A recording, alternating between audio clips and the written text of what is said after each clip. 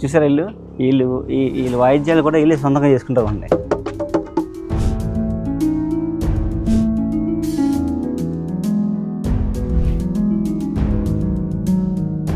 ఈ శ్రీరామనవమికి ఎక్కడున్నా సరే అందరూ ఇక్కడికి వచ్చేస్తారు. ఇది చాలా పెద్ద ఉత్సవంలాగా శ్రీరామనవమి ఈ ప్రాంతం అంతటికి ఈ ఊళ్ళో చాలా ఘనంగా చేసుకుంటారు. మట్టితోటో కర్రతోటో వచ్చిందనుకోండి, అది ఎన్నారైనా వాడుకుంటాం, పడేసిన పొలిట్ అవ్వదు. వీళ్ళని మనం ఎంకరేజ్ చేస్తే ఈ కళ నిలబడితే మన నెక్స్ట్ మన తరం కూడా ఆరోగ్యంగా ఉంటారు.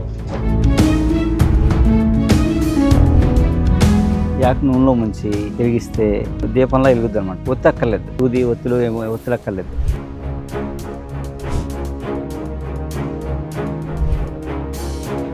అందరూ నమస్కారం. ఈరోజు 5వ రోజు మన వనయాత్ర మొదలైంది.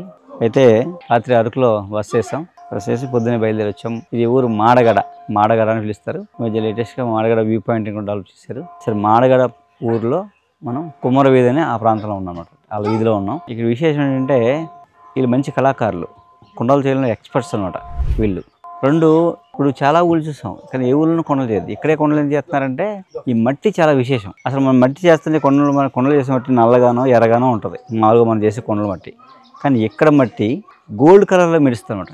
అలాగా ఈ మట్టి గోల్డ్ కలర్లో మెరుస్తుంది. ఈ మట్టిలో కొంచెం మెటల్స్ లాంటివి ఉంటాయి అనుకుంటా. ఇది కొండ మాత్రం ఎత్తించి పడేసిన పగలదు అనమాట. ఎక్కువ కాలం మన్నది. అసలు మేము చాలా కొండలు మనం ఇక్కడి నుంచి తెస్తాం. ఒకప్పుడైతే మొత్తం మనమే కొండలు కొనేవాళ్ళం. అలా ఏంటంటే ఈ వీధి ఇటు ఒక 5-10 ఇళ్ళు ఉంటాయి. వీధి వెళ్దాం లోపలికి. చాలా కొండలు చేసి సంతల్లో అమ్ముతారు అని తెచ్చి. ఇందులో ఒక ఆయన పెద్ద ముసలైన చూద్దాం ఉన్నారు లేదా. ఆయన ఏంటంటే మనం నించుని అనుకున్నాం, మన మనిషి చేస్తాడు మట్టితోటే చేసి దాన్ని కాల్చి ఇచ్చేస్తాడు అనమాట మట్టిలాగా. అందుకే నేషనల్ అవార్డు వచ్చింది అప్పట్లో. ఇక మ్యూజియంలో ఒక షాప్ కూడా ఉండేది. ఒకసారి అది కూడా చూద్దాం మనం. యాక్చువల్గా మీకు కొండలో చేసేది వాళ్ళ కళాకారులు, వాళ్ళ ఆర్ట్, వాళ్ళ నైపుణ్యం. మట్టి ఇక్కడదే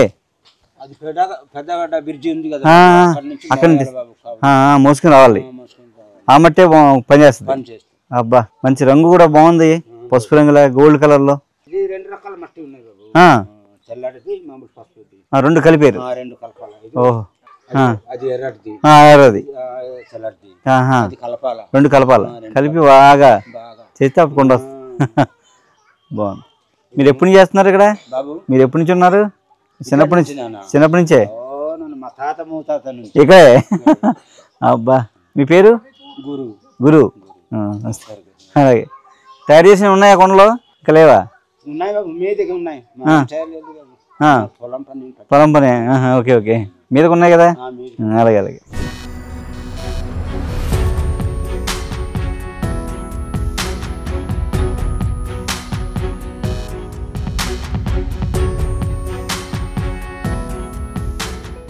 చాలా అయింది. ఓహో, మ్యూజియంలో ఉందా షాపు? మ్యూజియంలో ఉందా? సాయంత్రం వస్తాను మ్యూజియంకి. ఉన్నాయి, కొండలు ఉన్నాయా? అన్నీ నాకు పెద్ద అన్నీ కూడా ఇచ్చేయి. అన్ని రకాలు 4 ఇచ్చేయి. ఇప్పుడు పట్టుకెళ్తాం. మ్యూజియం కూడా వస్తాను. ఏ బొమ్మలు ఉంటే ఆ బొమ్మలు. ఆ వినాయక బొమ్మ ఇవ్వ చూడు. అసలు ఇది హ్యాండ్ మేడ్ అండి. చేతితో చేసేది. అన్నీ చేతితోటే. నీకు నేషనల్ అవార్డు వచ్చింది. ఇగో ఏం చేసిన ఫోటోలు తీయండి. ఎంత పెద్ద, ఎంత చేతితో చేసినాయి. ఓహో బాబా, నువ్వే చేసావు. చాలా బాగుంది. ఇవన్నీ మ్యూజియంలో ఉన్నాయి. ఇప్పుడు ఏమన్నా కొంత ఉన్నాయి సార్, కొంత అంటే అక్కడ క్యాండిల్ స్టాండ్స్ ఇవన్నీ. పేరు రామ్ సుందర్. చాలా రోజులైంది వచ్చి, 10 ఏళ్ళు అయింది వచ్చి. మళ్ళీ రాలేదు. నువ్వు నాకు గుర్తున్నావు, నేను గుర్తున్నాను. కానీ నేను గుర్తున్నాను. మంచిదే. మేము అరకు అనుకుంటే ఈ ఊరు గుర్తొస్తుంది నాకు. ఫస్ట్ ఈయన గుర్తొస్తాడు నాకు. చంద్రబాబు కూడా ఉన్నాడు. చంద్రబాబు అవార్డు ఇచ్చారు ఆయనకి. మ్యూజియం ఎక్కువ ఉన్నాయి, వెళ్దాం. ఎప్పుడు ఉంటావు మ్యూజియంలో? సాయంత్రం 1,00,000 రూపాయల సామాన్ అక్కడ ఉన్నాయి. మ్యూజియంలో ఉంటావా సాయంత్రం? బాబు ఉన్నాడా? అబ్బాయి ఉన్నాడా? నేను వెళ్తాను చంద్రబాబు తోటి. నాకు ఈ బొమ్మలన్నీ మా ఆశ్రమానికి చేయాలి. మన రాజమండ్రి దగ్గర ఆశ్రమం ఉంది. ఓకే, నువ్వేమంటే అది ఇస్తాను నేను, దానికి 10 రెట్లు ఇస్తాను నేను. నీలాంటి కళ నా దగ్గర ఉండాలి. మీ అబ్బాయి నేర్చుకున్నాడు కదా, మంచిది. అలాగే తప్పకుండా మనం చేద్దాం. ఇప్పుడు నాకు ఉన్నాయన్నీ 2 డేస్ నువ్వు ఇయ్యి, నీ మ్యూజియంలోకి వెళ్ళి కొంటా. ఒకసారి నువ్వు చేయడం కూడా చూస్తాను నేను. పెడతావు చక్రం? సరే చూసి.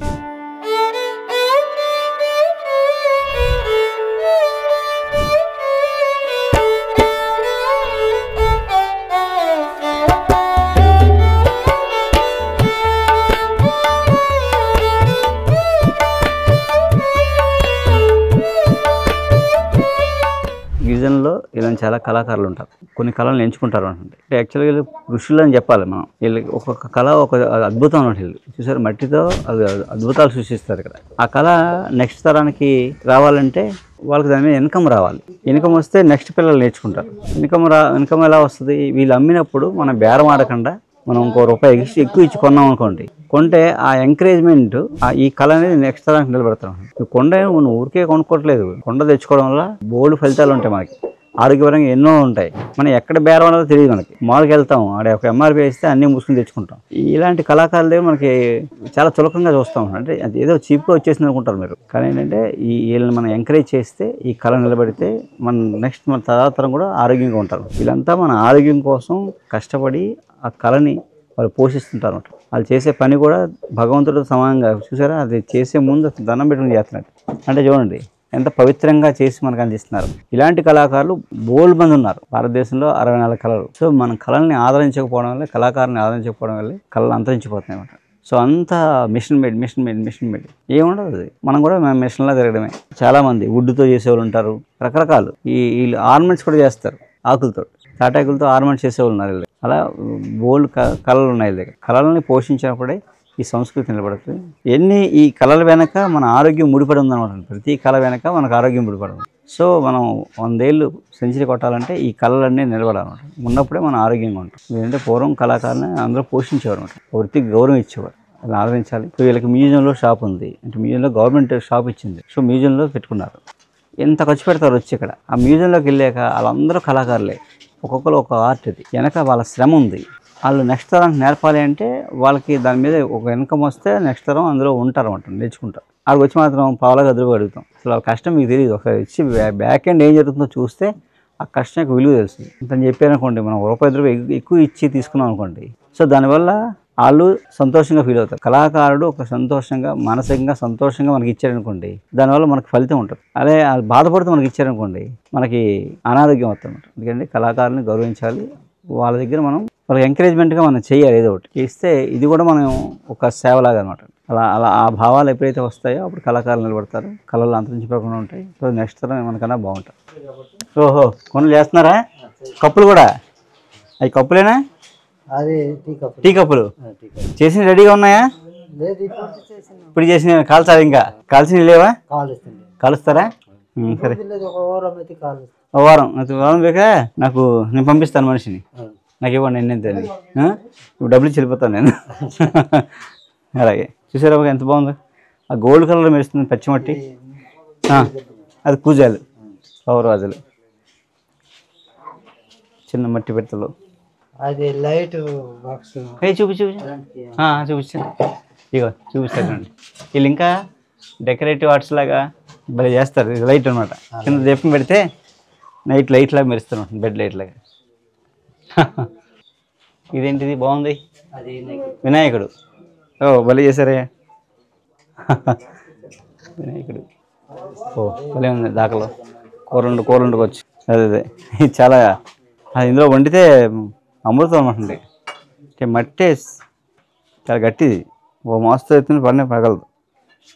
కానీ మట్టి మాత్రం, ఈ మట్టి నేను ప్రపంచంలో నేను ఎక్కడ చూడలే. నేను చాలా తిరిగాను కానీ కొండల గురించి ఇలాంటి మట్టి నేను ఎక్కడ ఏ ప్రాంతంలో చూడలేదు అనమాట.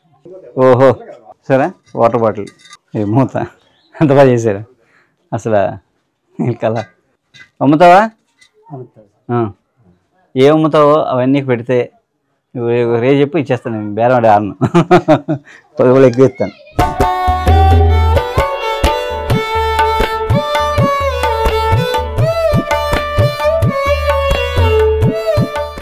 చూసారా, ఇళ్ళ పసుపు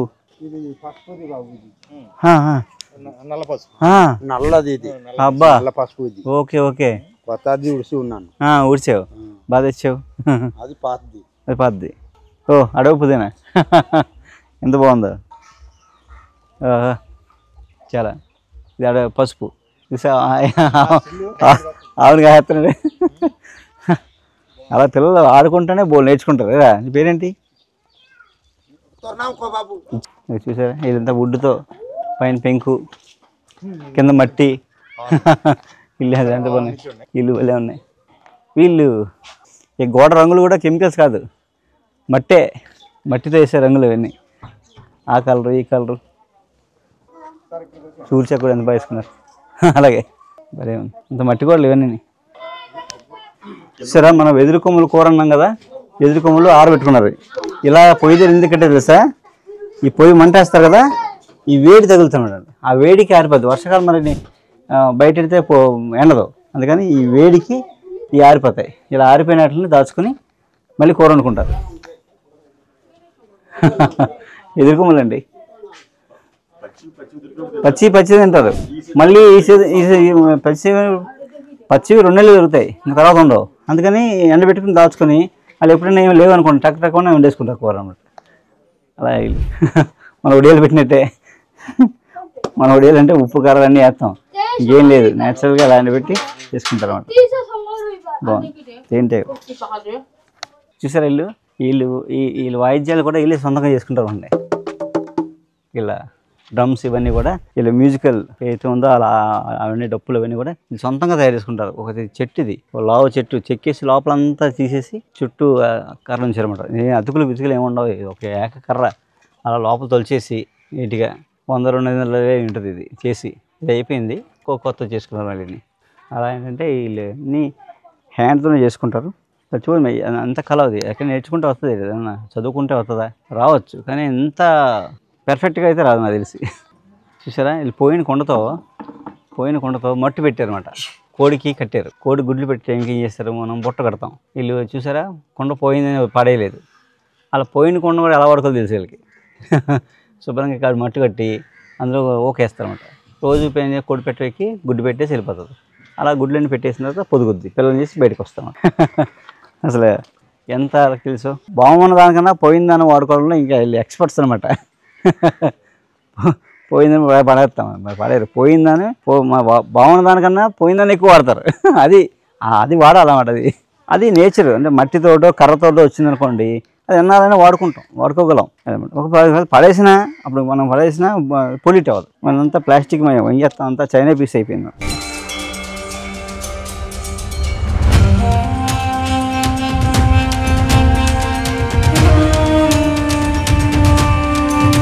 మనం అరకువెల్లి దగ్గర కొత్త వలస అనే గ్రామంలో ఉన్నాం. ఇక్కడ రామాలయం కట్టి 1986, 86 ప్రాంతంలో కట్టారని చెప్పారు.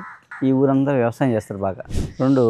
వీళ్ళు ఇంతకుముందు రైల్వేలో పనిచేస్తారు. ఇందులో చాలామంది ఊళ్ళో ఎంప్లాయీస్ రైల్వేలో ఉన్నారు. ఈ శ్రీరామనవమికి ఎక్కడున్నా సరే అందరూ ఇక్కడికి వచ్చేస్తారు.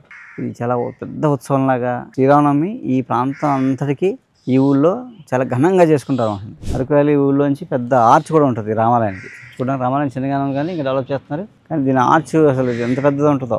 అలాగే మొత్తం అందరూ అరకువెల్లిలో అందరూ కూడా ఈ రామాలయం ప్రధానంగా చేసుకుంటారు. ఈ ఊరు వాళ్ళు, వాళ్ళ పిల్లలు, మనవాళ్ళు, అలాగే బంధువులను కూడా ఈ ఊరు పిలుచుకొని పెద్ద పండుగలా చేసుకుంటారు. అంత ఘనంగా జరుపుకుంటారు ఈ ప్రాంతంలో, అరకు ప్రాంతంలో, ఈ కొత్త వలస గ్రామంలో. ఈ రామాలయం చాలా ప్రసిద్ధిగాంచింది. కోదండరాముడు. శ్రీరామ్ జయ రామ్ జయ జయ రామ్ విగ్రహాలు కూడా ఉంటాయి. ఊరేగింపు కూడా బాగా చేస్తారు. అలా ఈ తూర్పుగూడెంలో ఈ ప్రాంతంలో మాత్రం బాగా ఇంకా ఏంటి గిరిజనులలో హిందూ ధర్మం చాలామంది హిందూ ధర్మ మార్గంలో ఉన్నారన్నమాట. ఆ హిందూ ధర్మం ఇంకా ఇక్కడ నిలబడింది అనమాట. చెప్పడానికి ఇలాంటివి ఆనవాలన్నమాట. సో ఇవి చూసి నెక్స్ట్ తరం ఈ మన భారతీయ సంస్కృతిని, సంప్రదాయాన్ని, మన ధర్మాన్ని, హిందూ ధర్మం, మతం కాదు, ఎప్పుడైనా సరే ధర్మం, హిందూ ధర్మం అంటే మన జీవనశైలి. మీ పేరు గురుగారు? నారాయణరావు గారు. గుడి కట్టి ఎన్నాళ్ళు అయి ఉంటుంది? 41 సంవత్సరాలు. శ్రీరామనవమి బాగా చేస్తారా? శ్రీరామనవమి చాలా బాగా చేస్తారు కదా. 25,000 మంది వస్తారు భోజనాలకి. 25,000 మంది భోజనాలకి. 7 గ్రామాలకి ఇదే రామాలయం. భద్రాచలం తర్వాత ఫస్ట్ ఇదే. మిగతావన్నీ చిన్న చిన్న విగ్రహాలు భద్రాచలం అంటే భద్రాచలం సీతమ్మ ఒళ్ళే కూర్చుంటుంది రాముడు ఒళ్ళని కానీ ఇక్కడ బయలుదేరాం పక్కనే అబ్బా ఈ ఊరంతా బాగా చేసుకుంటారు రామాలయం నవమి మాత్రం బాగా బాగా అవుతుంది సరే డెవలప్ చేస్తుంటున్నారు బాగా సరే వస్తాం నమస్కారం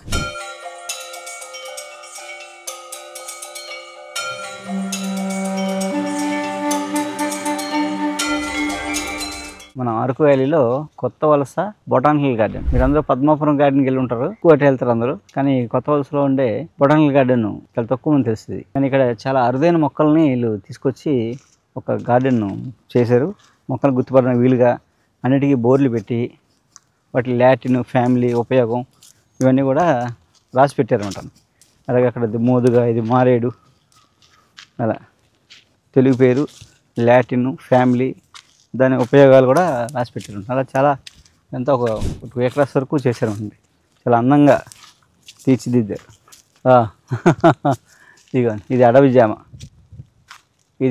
జామ దీని పూలు చాలా అందంగా ఉంటాయి కాయలు పెద్ద పెద్దవి ఉంటాయి పూలు మాత్రం చాలా అందంగా ఉంటాయి ఇంకా స్మెల్ కూడా చాలా బాగుంటుంది వాసన కూడా మంచి అద్భుతంగా ఉంటుంది ఇది అడవి జామ ఇది మనకి చాలా మొక్కలు కలుస్తూ ఉంటాయి మధ్య మధ్యలో మొక్కలు ఏంటంటే దీన్ని పాండవ బత్తి అని పిలుస్తారు పాండవ బత్తి అంటే అగరబత్తి అంటాం కదా అలాగే పాండవ బత్తి అని పిలుస్తారు ఈ ఆకు ఉంది కదా ఈ ఆకు నూనెలో ముంచి వెలిగిస్తే అలా దీపంలో వెలుగుద్ది అనమాట ఒత్తి అక్కర్లేదు గుడ్డ ఒత్తులు ఏమి అక్కర్లేదు దూది ఒత్తులు అక్కర్లేదు అందుకే ఈ ఆకుని నూనెలో ముంచేసి ఎండిపోయిన ఆకుని వెలిగిస్తే అలా దీపంలో వెలుగుద్ది అనమాట అంటే ఆ నూనెలో వేస్తే అందుకని పాండవ బత్తి అని పిలుస్తారు ఇది మంచి సువాసన కూడా వస్తుంది అనమాట ఇలాంటివి మొక్కల్లో చాలా మనకు ఎంత అనిపిస్తుంది కానీ వీళ్ళకి అది జీవనశైలిలో ఒక భాగం అనమాట అండి మనం దీపం వెలిగించాలంటే ఒత్తి అని ఎత్తుకుంటాం పిలిచారా తక్కువ ఆకులు ఎత్తాడే నూనెలో ముంచి వెలిగించారు అలాగే పాండవ బత్తి పేరు కూడా పెట్టేది పాండవ బత్తి అని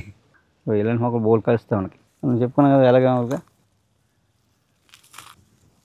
వెలక్కాయ పచ్చళ్ళు చేసుకుంటాం వినాయక చవితికి వెలక్కాయ కడతాం వెలక్కాయ పచ్చడి పండు పచ్చడి కూడా 2 చేసుకుంటాం ఇది నాగకేసరాలు ఇది ఎర్రచందనం మనం బ్లడ్ ప్యూరిఫికేషన్కి స్కిన్ డిసీజుల్లో స్కిన్ గ్లో రావడానికి బాత్ పౌడర్లు అట్లా వాడుకొచ్చింది మామూలుగా ఈ తెల్లబిల్లగన్నేరు అంటే క్యాన్సర్లో మామూలుగా తెల్లబిల్లగన్నేరు అంటే షుగర్ రాకుండా వాడేది పూర్వం అలా కూడా వాడతారు పువ్వులు అని కానీ పువ్వులు కానీ ఆకులు కానీ మనం మామూలుగా క్యాన్సర్ పేషెంట్లు ఏదో అలా బెల్లంతోనో దీంతో తిన్నారనుకోండి ఆ క్యాన్సరు ఆ గ్రోత్ తగ్గుద్ది అనమాట అండి కంట్రోల్ అవుతుంది అనమాట మామూలుగా కీమోథెరపీలో కొన్ని కీమోల్లో దీని నుంచి వచ్చిన ఆల్కలైడ్ విరికిస్టిన్ ఒక ఆల్కలైడ్ ఉంటుంది దాని నుంచి కీమోథెరపీలో వాడే మందుల్లో ఇది కలుపుతారు అనమాట అంటే లేకపోతే క్యాన్సర్ కీమోలో కూడా దీని నుంచి వచ్చిన కీమో ఇంజెక్షన్స్ చేస్తుంటారు ఏదైనప్పటికీ ఇది క్యాన్సర్ని కొన్ని రకాల క్యాన్సర్ని కంట్రోల్ చేయగలరు అలాగే సేఫ్ మీరు ఏ ట్రీట్మెంట్ చేసుకున్నా సరే ఈ బిల్లగన్నేరు ఆకులు 2 ఆకులు తినచ్చు.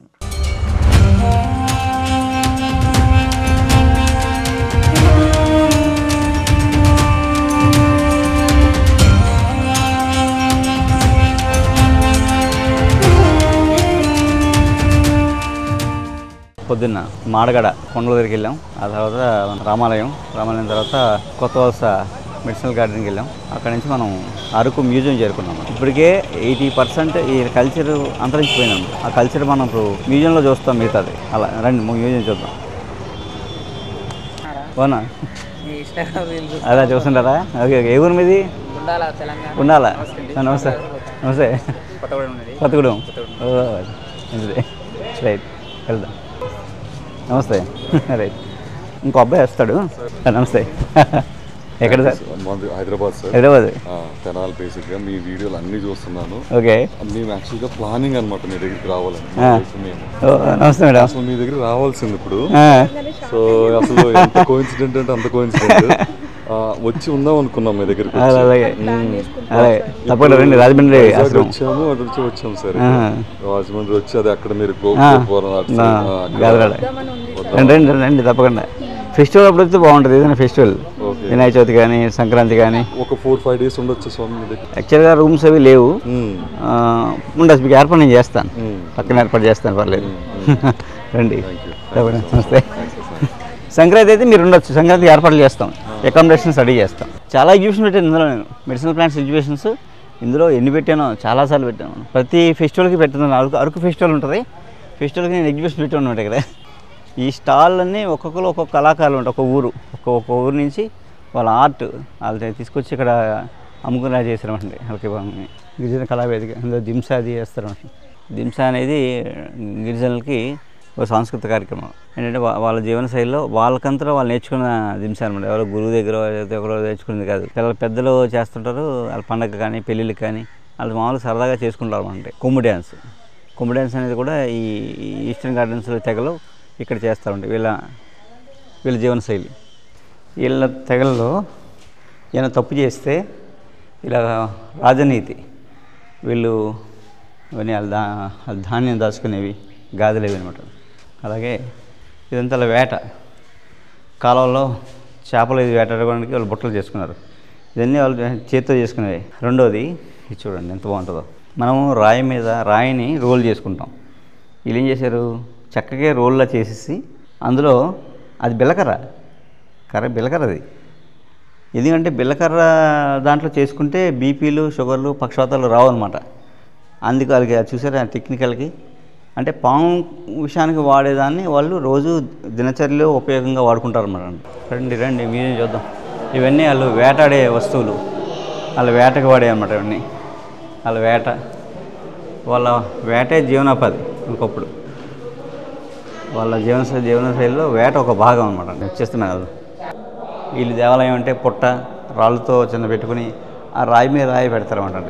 లేదా కర్రతో చేసుకుంటారు అంతే. వీళ్ళైతే రాళ్ళని ఒక శిల్పంగా చెప్పుకుంటారు. వీళ్ళేంటి కొండదేవర అమ్మవారు ఇవన్నీ ఏంటంటే మామూలుగా ఏంటంటే మీరు రాగి రప్పను మొక్కుతారు, మీకేం తెలియదు అనుకుంటారు.